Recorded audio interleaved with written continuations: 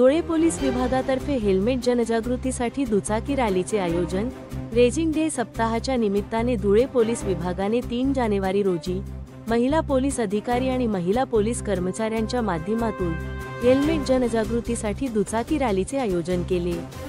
दुचाकीधारकांनी जास्तीत जास्त हेल्मेटचा वापर करून वाहतूक नियमांचे पालन करावे आणि स्वतःचा तसेच इतरांचा जीव वाचवावा, हा या रॅलीचा मुख्य उद्देश होता। धुळे जिल्ह्याचे अप्पर पोलीस अधीक्षक किशोर काळे यांच्या हस्ते रॅलीला संतोषी माता चौकातून हिरवा झेंडा दाखवून सुरुवात करण्यात आली।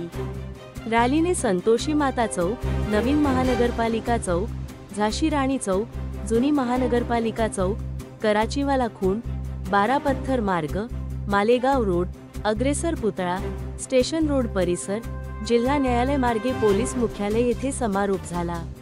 अप्पर पोलीस अधीक्षक किशोर काळे यांनी माध्यमांशी संवाद साधताना नागरिकांना हेल्मेटच्या वापराबाबत जागरूक राहण्याचे आवाहन केले।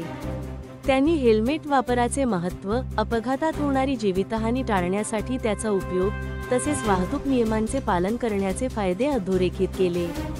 रॅलीमध्ये महिला पोलीस अधिकारी आणि कर्मचाऱ्यांचा उत्स्फूर्त सहभाग होता। या उपक्रमामुळे धुळे शहरात हेल्मेट वापराबाबत जनजागृती होऊन वाहतुकीसंबंधी सुरक्षिततेचा संदेश पोहोचला। धुळे क्राईम न्यूजसाठी अब्दुल रहमान मलिक, धुळे। आज दिनांक 3 जानेवारी रोजी क्रांतिज्योती सावित्रीबाई फुले यांचा जन्मदिवस पण असतो आणि सोबतच पोलिसांचा रेजिंग डे सप्ताह सुरू आहे। तर त्याचा औचित्य साधून आम्ही आज महिला पोलीस अधिकारी व महिला अंमलदार यांच्या माध्यमातून हेल्मेट जनजागृती रॅली आम्ही काढत आहोत।